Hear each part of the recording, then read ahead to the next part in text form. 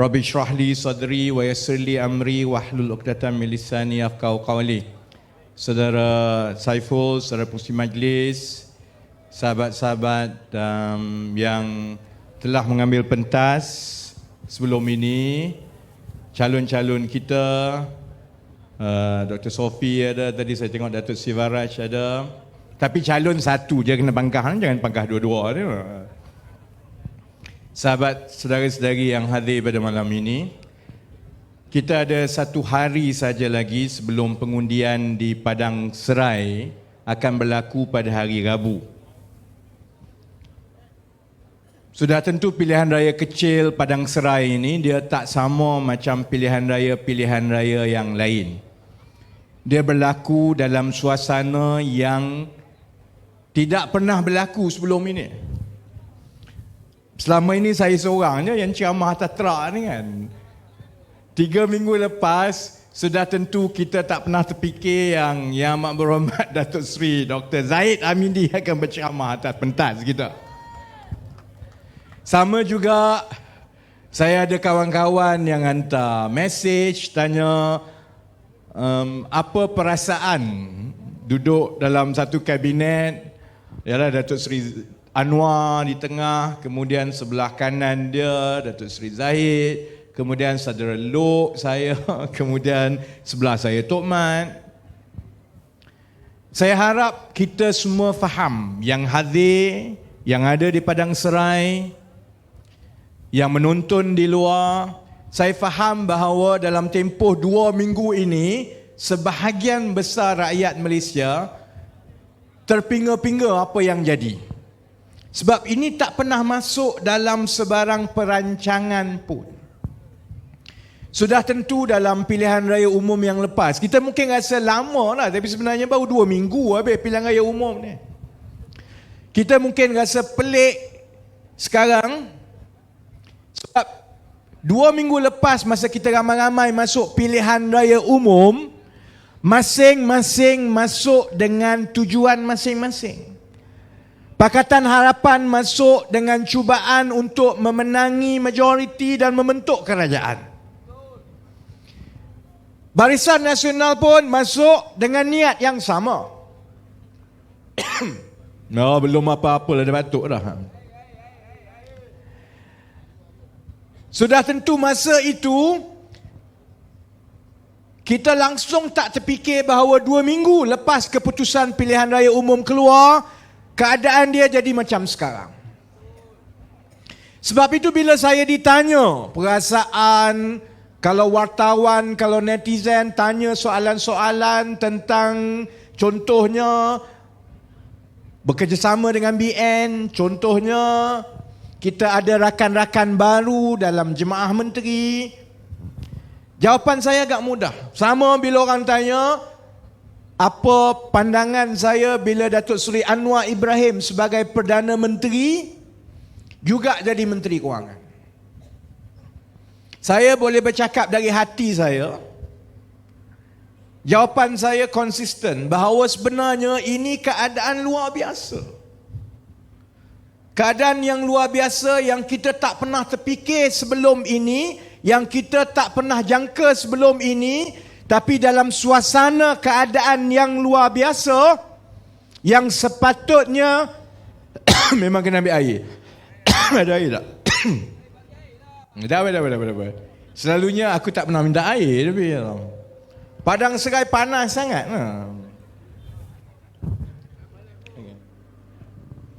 Tak, dia batuk sikit, nak demam sikit. Keadaan yang luar biasa ini selalunya memerlukan tindak balas dan juga keputusan yang luar biasa. Memang akan ambil masa untuk rakyat biasa mula memahami kenapa keputusan-keputusan dibuat. Memang kalau sebelah musuh kita, PN, segala jenis yang dulu-dulu dia akan korek balik. Dia korek balik. Tapi kita kena bermula daripada titik yang paling penting, iaitu apa sebenarnya keputusan rakyat dalam pilihan raya umum yang lepas. Saya selalu sebut bahawa yang saya paling yakin sekali sepanjang saya berada dalam politik ialah saya percaya dengan kebijaksanaan rakyat. Kalau Pakatan Harapan masuk pilihan raya dengan agenda kita, dengan janji kita, dengan pimpinan yang kita tampilkan, kalau kita menang dan kita boleh membentuk kerajaan atas pilihan rakyat, itu kebijaksanaan rakyat dan kita terima kebijaksanaan itu.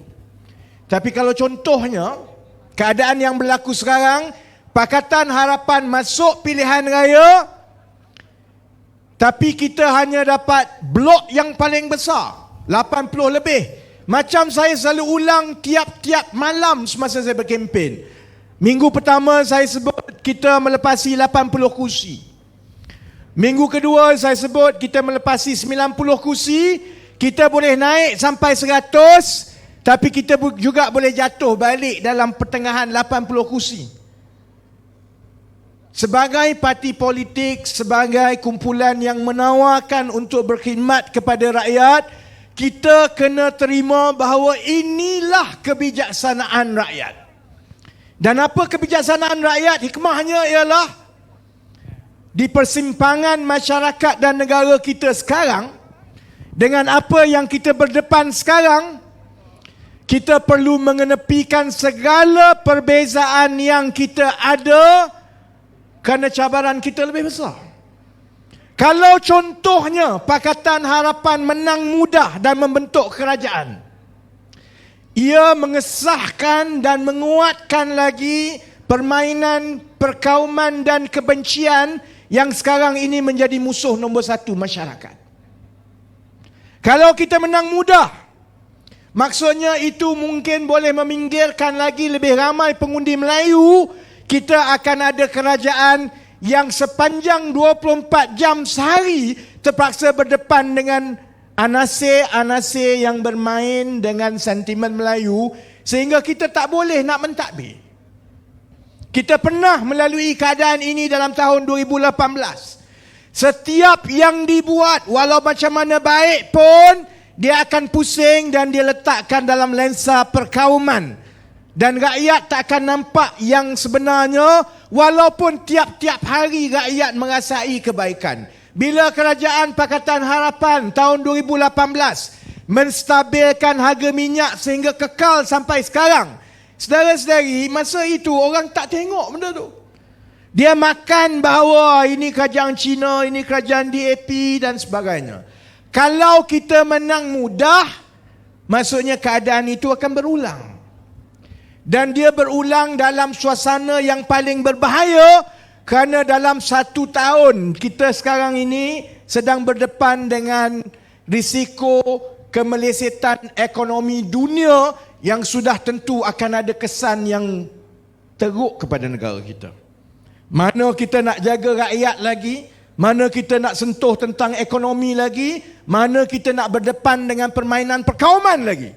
Jadi sudah tentu dia akan melumpuhkan kerajaan. Sebab itu saya bersyukur dengan kebijaksanaan rakyat. Dan kebijaksanaan rakyat meletakkan tidak ada satu gabungan pun yang boleh bentuk kerajaan. Dan dalam banyak-banyak angka yang Barisan Nasional boleh menang kursi, dia menang 30. Dia tak menang 40, dia tak menang 20. Kalau dia menang 20, lain cerita dia. Kalau dia menang 40, lain cerita dia. Kalau dia menang 40, maksudnya Muhyiddin boleh colek ramai dan boleh bentuk kerajaan tanpa mereka berunding dengan Barisan Nasional sebagai satu blok. Kalau dia menang 20, maksudnya Perikatan Nasional menang 80 lebih dan dia boleh bentuk kerajaan dengan dia bergabung dengan yang lain-lain. Rakyat buat keputusan. Dia bagi cukup-cukup je untuk semua ahli politik pening kepala.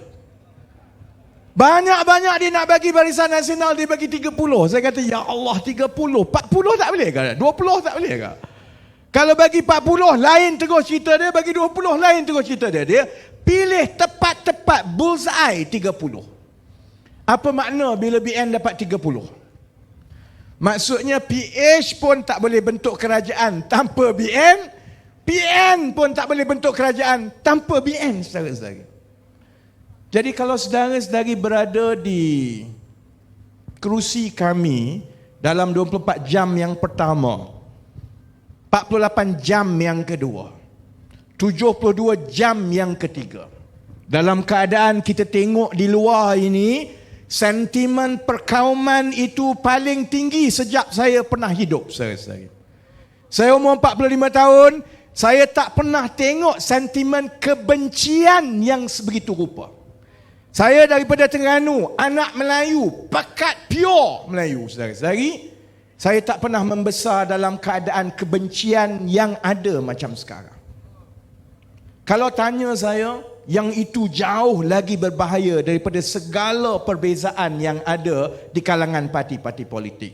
Kalau saudara-saudari berada dalam keadaan kami, keutamaan utama ialah kita kena pertahankan nilai, wajah dan juga ciri-ciri masyarakat kita yang semua orang faham bahawa orang Melayu akan memimpin negara ini. Tapi perlulah kita pimpin sebagai orang Melayu yang bermaruah, yang adil, yang sayang menyayangi, yang mencintai. Kerana kita faham bahawa yang Cina itu juga saudara kita, yang India itu juga saudara kita.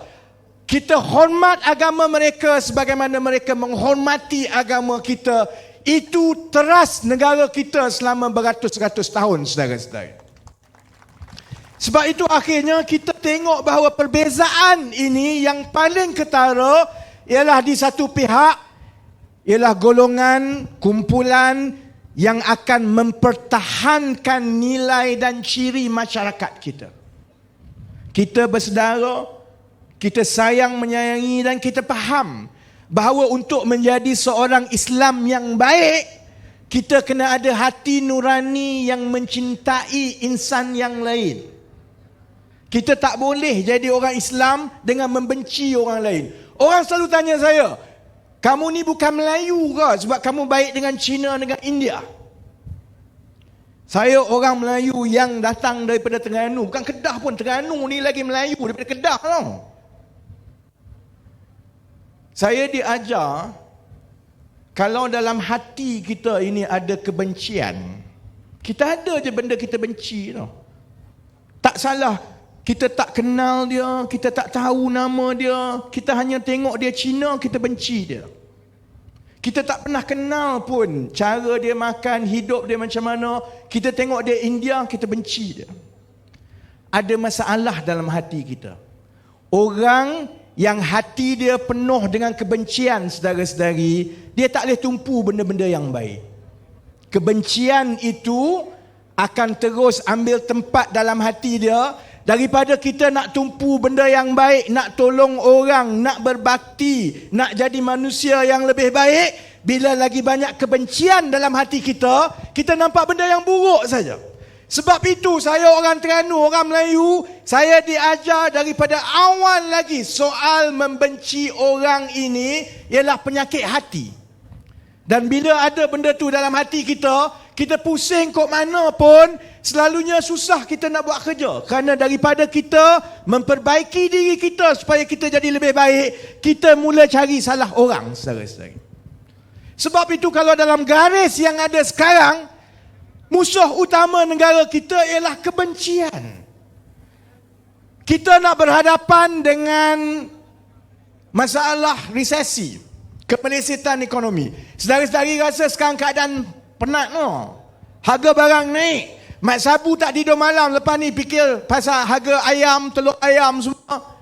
Saudara-saudari, kalau kemelesetan ekonomi berlaku 4 bulan daripada sekarang, 6 bulan daripada sekarang, kalau kita tidak bersedia dengan baik, keadaan jadi lagi teruk. Saya pergi mana-mana orang tahniah YB, tahniah YB, tahniah YB, aku senyum pun tidak, masam lebih. Kalau saudara-saudari berada di tempat saya, macam saya selalu sebut semasa sebelum pilihan raya, saya tak takut kalah. Saya lagi takut menang untuk pikul tanggungjawab itu. Sebab masa jadi pembangkang, duduk atas terak senang. Suruh buat itu, suruh buat ini, betul. Bila masuk jadi kerajaan, memang kita nak buat dan insya Allah kita akan buat. Tapi dia ada jalan dia. Ada proses dia mengambil masa. Kita kena dengar lebih banyak orang. Kita kena faham bahawa ada perkara yang boleh diubah serta-merta, ada perkara yang tak boleh diubah dan ambil masa sedikit. Orang kat bawah ni menunggu. Sebab itu keputusan dalam 72 jam yang pertama adalah berdasarkan kepada kebijaksanaan yang rakyat dah buat. Kebijaksanaan itu ialah tidak ada sebarang gabungan yang boleh bentuk kerajaan. Dalam keadaan suasana makin panas di luar, dalam keadaan politik kebencian itu makin menjadi-jadi, saya yang jarang sangat tengok ceramah PAS, aku tiap-tiap malam tengok ceramah Sanusi. Kalau sebelum pilihan raya umum, paling kurang dia komen pasal gigi saya je lah. Tak apalah nak komen pasal gigi saya. Lebih baik komen pasal gigi saya daripada cerita pasal tanah kita telah dirampas. Berapa kali terakhir saudara-saudari dengar seorang menteri besar di negara ini bercakap tentang orang bukan Melayu sebagai orang asing yang telah merampas tanah orang Melayu, saudara-saudari? Bila kali terakhir? Saya hidup 45 tahun, tak pernah aku dengar. Saya dengar tiap-tiap malam, tengok tiap-tiap malam. Sakit hati tu sakit hatilah.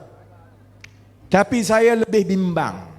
Jadi kalau keadaan itu berterusan, 1 hari, 2 hari, 3 hari sampai jadi seminggu, dan kita tak boleh kawal suasana di luar, kalau jadi apa-apa, apa jadi kepada negara? Apa jadi kepada masyarakat? Kalau dalam masa 2 minggu, banyak perkara yang kita tak pernah terfikir sebelum ini telah terjadi, tanggungjawab kami yang menjadi pimpinan kanan politik parti-parti di negara ini, supaya dengan tidak mudah menolak saja segala kemungkinan. Sebab keadaan memang begitu di seluruh dunia. Zaman sekarang, kalau ada orang yang ambil kesempatan atas sentimen, atas perasaan, terutamanya bila banyak kebencian, banyak benda yang tidak terkawal. Atas sebab itulah saudara-saudari, untuk memecahkan kebuntuan, kebijaksanaan rakyat yang tidak bagi kepada mana-mana gabungan untuk menang itu, alhamdulillah disambut oleh Yang di-Pertuan Agong dan Majlis Raja-Raja. Dan kalau kita jadi ahli politik, saudara-saudari berada di tempat saya, Datuk Seri Anwar, Datuk Seri Zahid Hamidi, walaupun keputusan awal nak masuk pilihan raya itu niat berbeza-beza, tapi dalam keadaan luar biasa, kebijaksanaan rakyat disambut oleh kebijaksanaan Yang di-Pertuan Agong, Raja-Raja Melayu. Kalau saudara-saudari berada di tempat kami, apa kami nak cakap? Beza dia di antara PH, BN, GPS, JRS warisan yang membentuk sekarang, beza utamanya ialah kami faham isyarat rakyat. Berbanding dengan Perikatan Nasional Hadi Awang dengan Muhyiddin Yassin.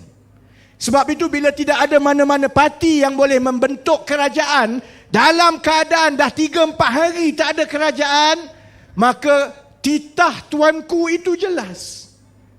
Cukup-cukuplah kamu semua bersengketa.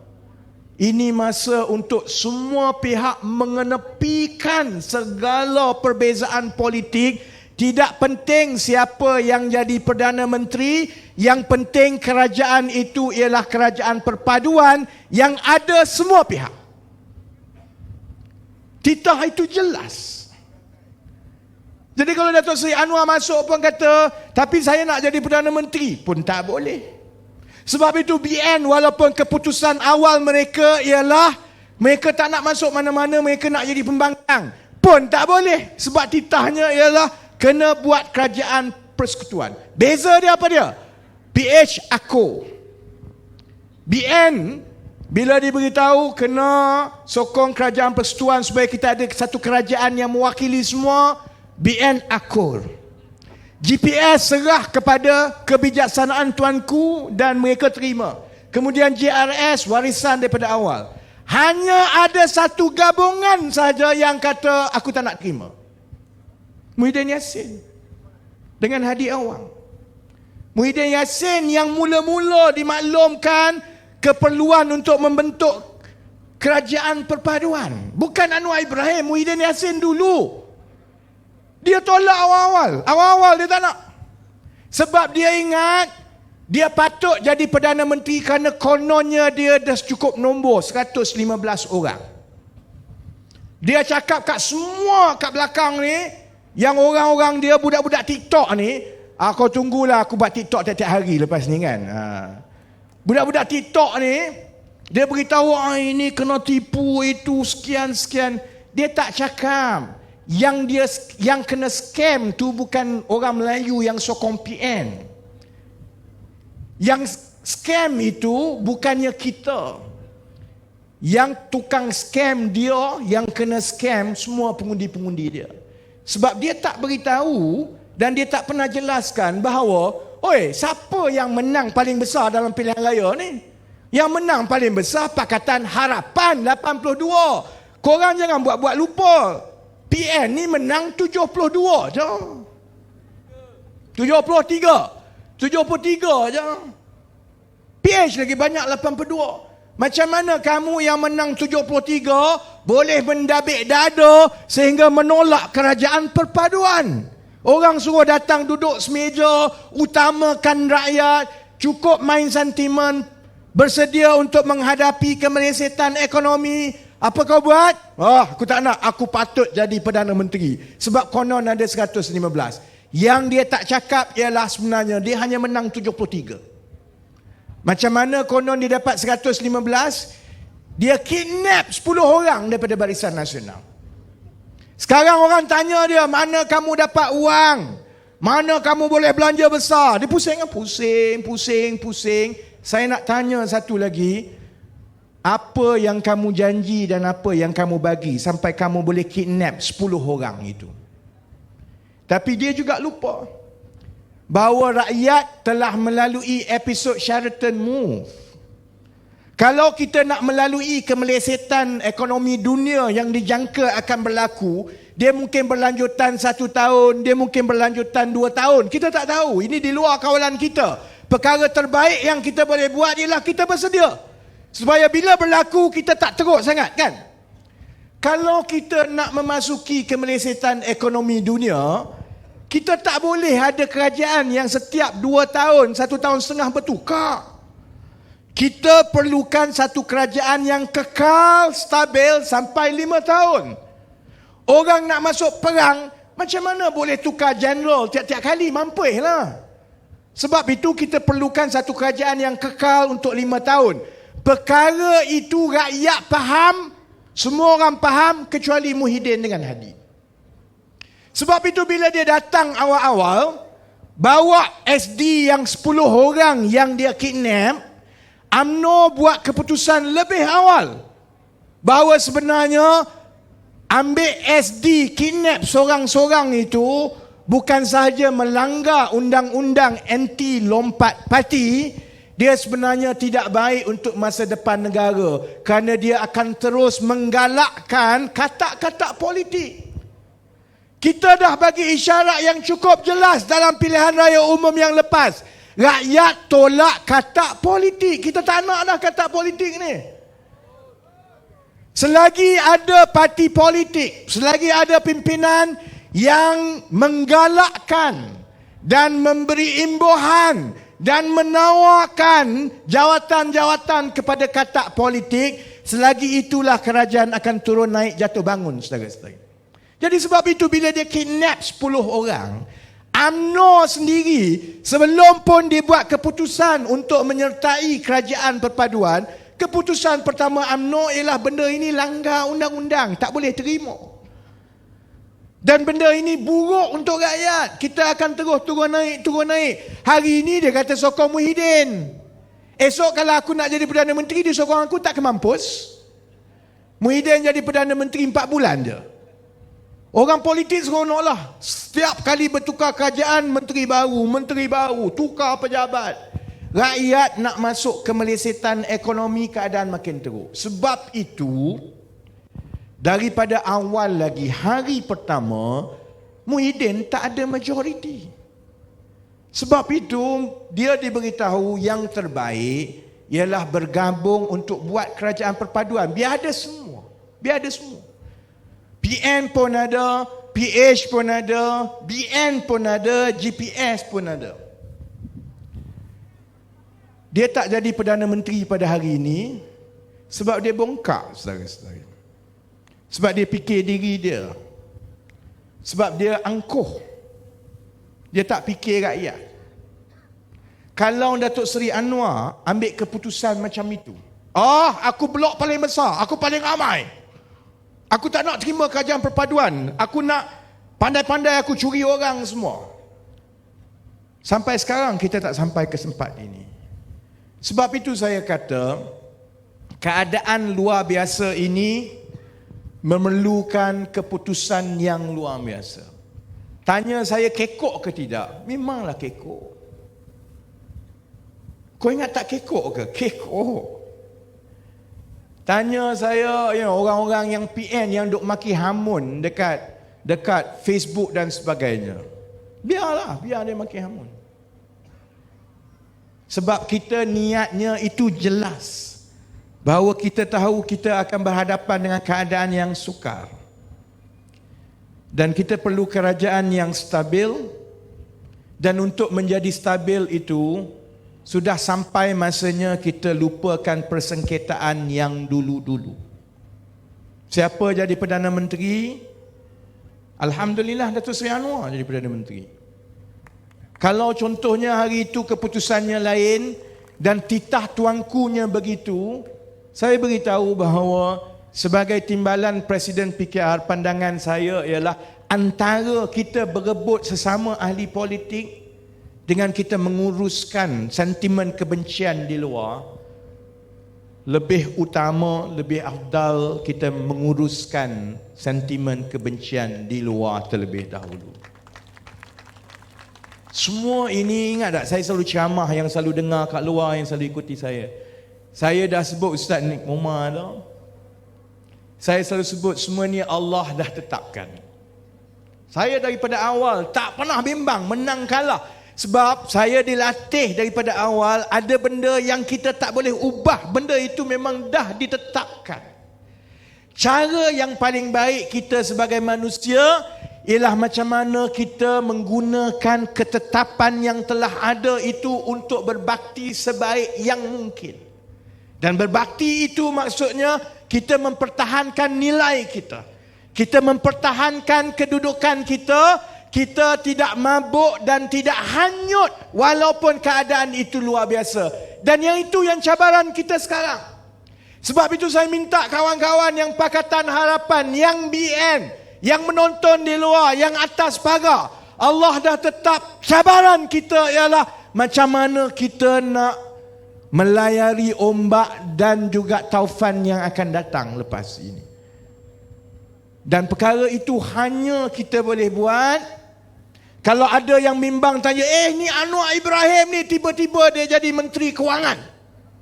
Nanti dia jadi Najib. Satu, saya tak rasa Datuk Seri Anwar jadi Najib lah. Yang itu saya agak yakin kerana peribadi dia lain, pembawaan dia lain, akhlak dia lain. Saya tak rasa. Kedua, saya tak rasa ada menteri yang boleh sakau duit macam dulu, saudara-saudari. Saya tak rasa. Sebab apa? Duit dah tak ada, dah kena sakau. Nak sakau ke mana duit tak ada? Duit tak banyak, saudara-saudari. Duit tak banyak. Yang itu saya bimbang dengan rambut dekat atas ni. Lepas ni lama-lama aku pakai kopiah, tutup botak kat atas. Sebab duit dah tak ada. Tanggungjawab Menteri Kewangan, tanggungjawab Menteri Ekonomi macam saya, garu kepala macam mana kita nak kembangkan ekonomi supaya kita ada cukup untuk bantu rakyat. Supaya kita boleh terus bagi subsidi, supaya dalam keadaan gawat di luar itu kita tak terkesan sangat. Jadi saya tak bimbang sangat. Tetapi bukan kita nak cakap Datuk Seri Anwar Ibrahim malaikat. Dia takkan salah guna kuasa. Manusia ni manusia. Power corrupts, absolute power corrupts absolutely. Jadi apa yang kita boleh buat? Sebab itu kita kena pastikan bahawa setiap badan-badan yang berkuasa itu bebas. Mana yang ada rekod yang kurang baik, wataknya diragui, rekodnya itu dipersoalkan oleh rakyat, satu demi persatu kita kena kaji dan semak. Kita kena bebaskan semua badan-badan ini supaya kita letakkan orang yang betul-betul akhlak baik, jujur, amanah dan tak takut kepada siapa-siapa, saudara-saudara. Timbang tara itu bukan di kalangan jemaah menteri semata-mata. Timbang tara itu yang lebih penting ialah di badan kehakiman, di badan pendakwa raya, di badan SPRM, di badan semua jabatan-jabatan yang tugasnya bukan mengikut semua yang menteri kata, tetapi juga menjalankan tanggungjawab mengikut akta dan undang-undang. Yang itu saya takkan berubah, saudara-saudara. Yang itu insya-Allah. Orang tanya saya, kenapa kamu dulu cakap lain, sekarang cakap lain? Ya Allahu Akbar. Baru 1 hari. Aku baru masuk menjabat. Benda itu tetap dalam hati kita, saudara-saudari. Ada perkara yang kita boleh berubah mengikut keadaan yang keutamaannya kena ikut keadaan luar biasa. Ada perkara prinsip, dan perkara prinsip yang paling utama ialah meletakkan orang yang ikhlas, yang akhlak betul, yang ahlinya, yang tidak takut kepada sesiapa di tempat-tempat yang sepatutnya, supaya kita tidak ada seorang pun, hatta Perdana Menteri pun, yang kuasanya itu dia boleh buat dengan wenang-wenangnya macam Najib dahulu. InsyaAllah, saudara-saudari. Yang kedua, saudara-saudari juga kena tahu kenapa insya-Allah Anwar Ibrahim ke saya ke Zahid Hamidi ke tak boleh dah nak buat macam zaman Najib dulu. Sebab apa? Ini kerajaan perpaduan. Ini kerajaan perpaduan. Kalau ada satu parti yang rasa bahawa menteri daripada PKR itu, katakanlah Perdana Menteri, dia mula tengok Perdana Menteri ni dah mula kona-kona, dia tak payah nak takut, tak payah nak bimbang. Apa dia buat? Dia tarik diri daripada kerajaan. Jatuh kerajaan, saudara-saudari. Kuasa yang ada kepada Datuk Seri Anwar Ibrahim lebih rumit berbanding dengan kuasa yang ada dengan Najib dahulu. Sebab itu saya kata, saya hormati hikmah kebijaksanaan rakyat. Selepas yang berlaku zaman Najib, kemudian Muhyiddin Ismail Sabri, rakyat kata apa? Aku tak percaya kat mana-mana ahli politik atau parti politik. Aku takkan bagi kuasa penuh kepada mana-mana parti. Mereka perlu bekerjasama dan mereka tak boleh nak bolot 100%, kerana kalau 3 orang, satu parti, 2 parti tarik diri, kerajaan jatuh. Jadi sebab itu walaupun kita banyak yang nak kena ubah satu persatu, tapi insya-Allah risiko yang ada sebelum ini tidaklah setinggi risiko-risiko yang sebelumnya. Sama juga kalau orang tanya saya, kamu dulu kata kalau nak kerjasama dengan UMNO, kamu yang saya orang pertama yang akan bangkang. Memang betul. Itu sebelum pilihan raya. Sebab kita cuba sedaya upaya untuk menang majoriti mudah. Masalahnya lepas pilihan raya, tak ada kerajaan. Nak buat macam mana? Sebab itu, bila kita juga tahu kita tak boleh lagi runding dengan individu. Saya tak boleh buat macam yang Muhyiddin nak buat. Kononnya lah dia ni bersih.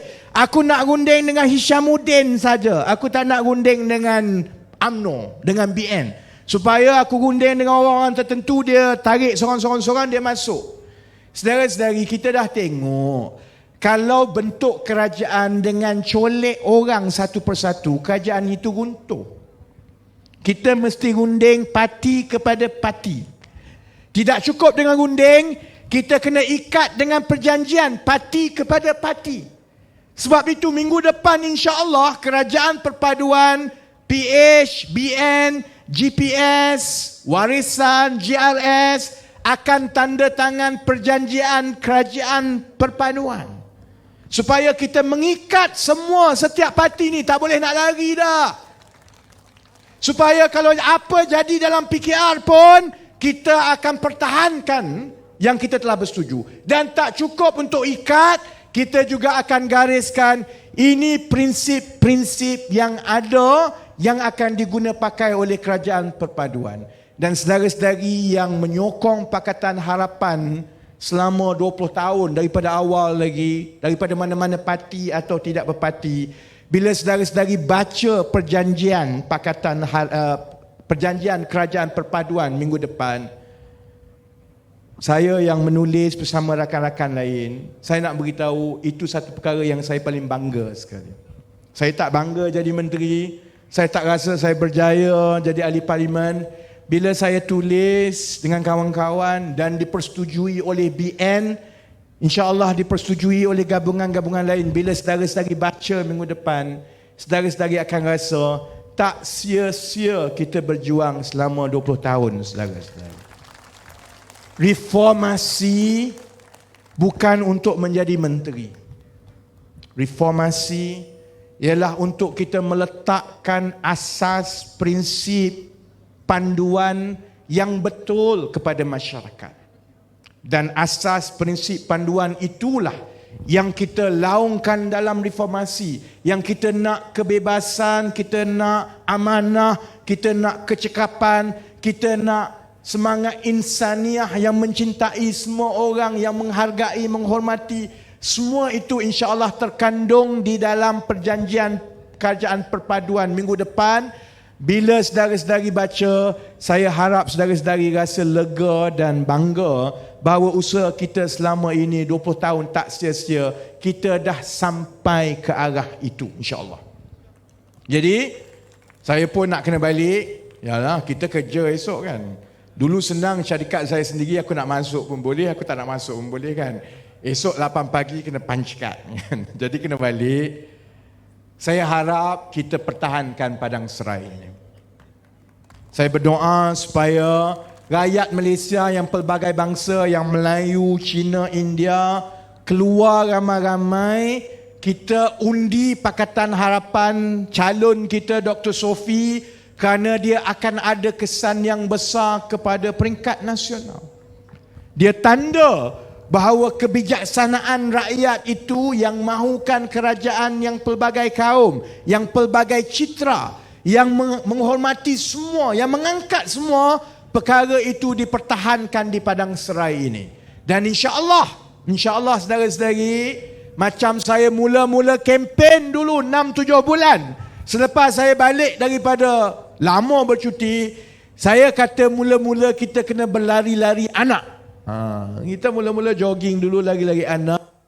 Kemudian kita laju sikit, kemudian kita pecut.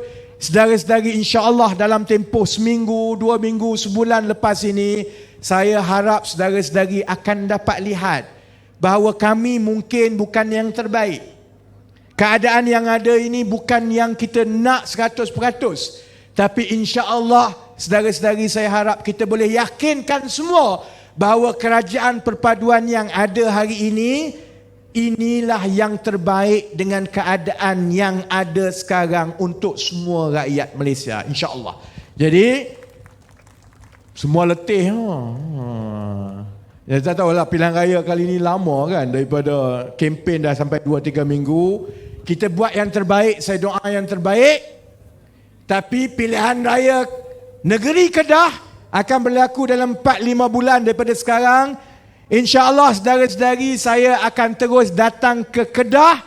Dan menteri ke tak menteri saudara-saudari, insyaAllah saya akan terus ada atas truk ini untuk terus kita pastikan kerajaan perpaduan, nilai yang kita bawa, kita pertahankan di negeri Kedah ini. Jadi saya minta, walaupun dah habis pilihan raya, dah pukul 12, saya sebut kita kena yakin kita boleh buat. InsyaAllah kita boleh buat.